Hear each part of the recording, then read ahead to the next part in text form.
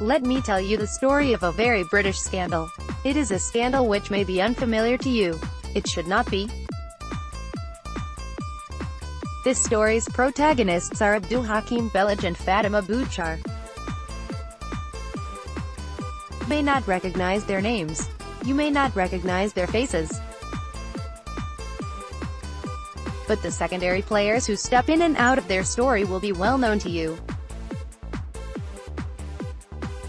Enter Jack Straw and Tony Blair and Colonel Gaddafi, stage right.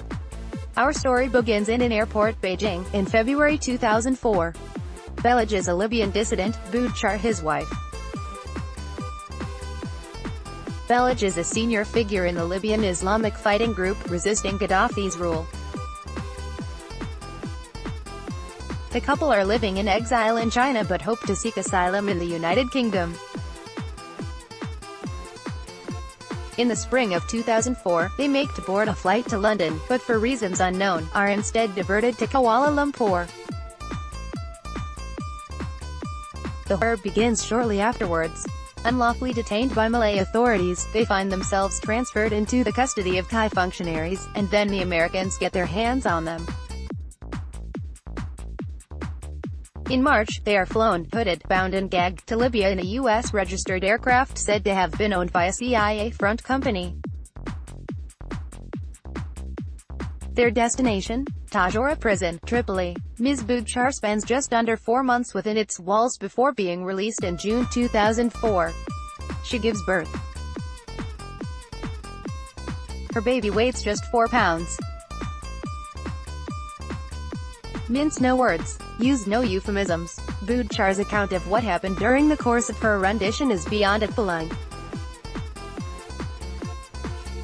"I'll never forget the sight of my kidnappers," she said, dressed all in black and wearing ski masks, waiting for me in a white cell in the Bangkok detention site. "A man grabbed my head and shoved me into a truck. They blindfolded and trussed me.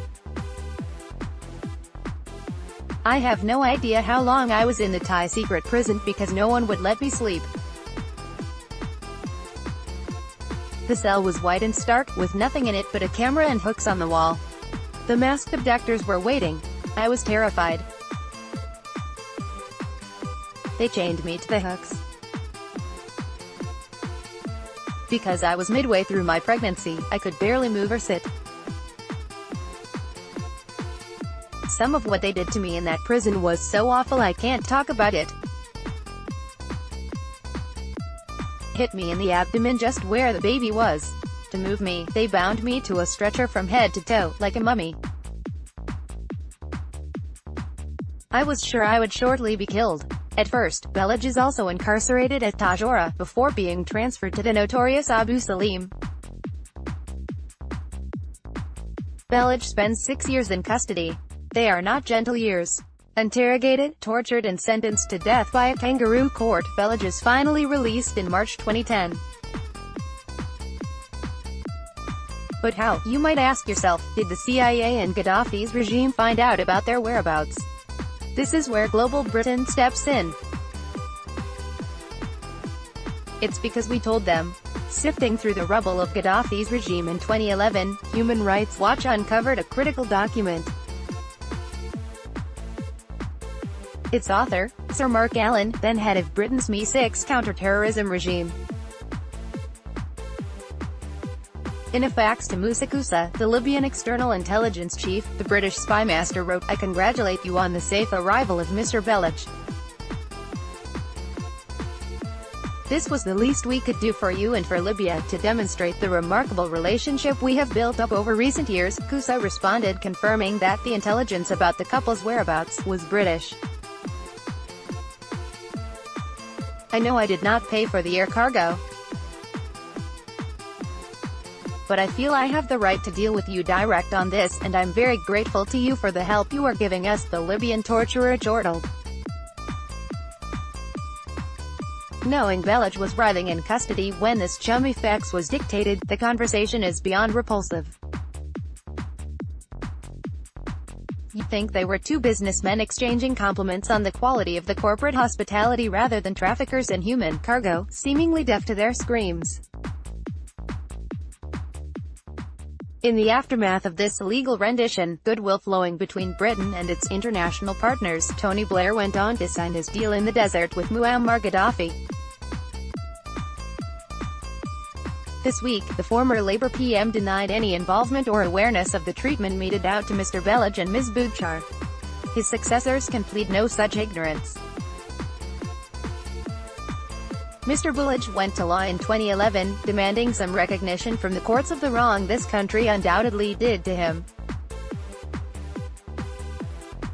And well knowing about me 6 a disgusting billet due to Gaddafi's principal torturer, well knowing that Britain had facilitated the kidnapping and abuse of a family in the cynical attempt to curry favor with that country's irascible regime, how did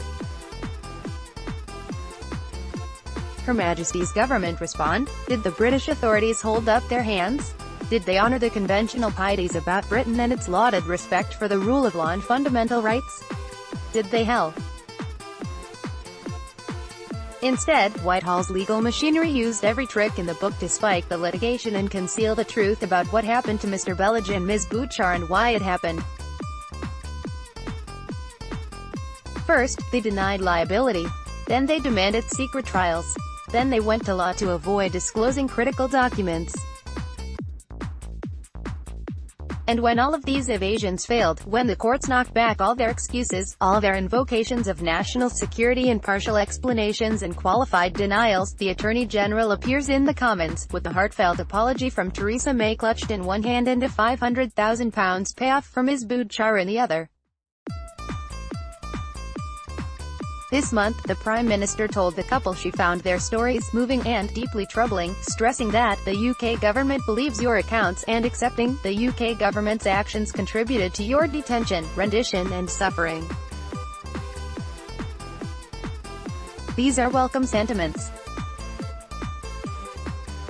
But if the government accepted their stories, why spend the better part of a decade trying to dodge legal responsibility?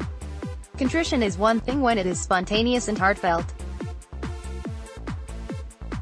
It is quite another when it is torn from you, years later, only after all your legal arguments have fallen on stony ground. Mrs. May is not responsible for the actions of her predecessors. But the fact the UK government accepts Belhaj's story does not mitigate, but aggravates, its culpability. Justice delayed is justice denied. And until this month's volte-face, the UK government has been content for Belhaj and Boudchar to wait, and wait, and wait. As Mr. Belhaj recognized, a little justice has been done here, far too late. But if this is what global Britain means, if a belated apology after wrecking litigation is the highest aspiration of our foreign policy, then God brought it. I want out.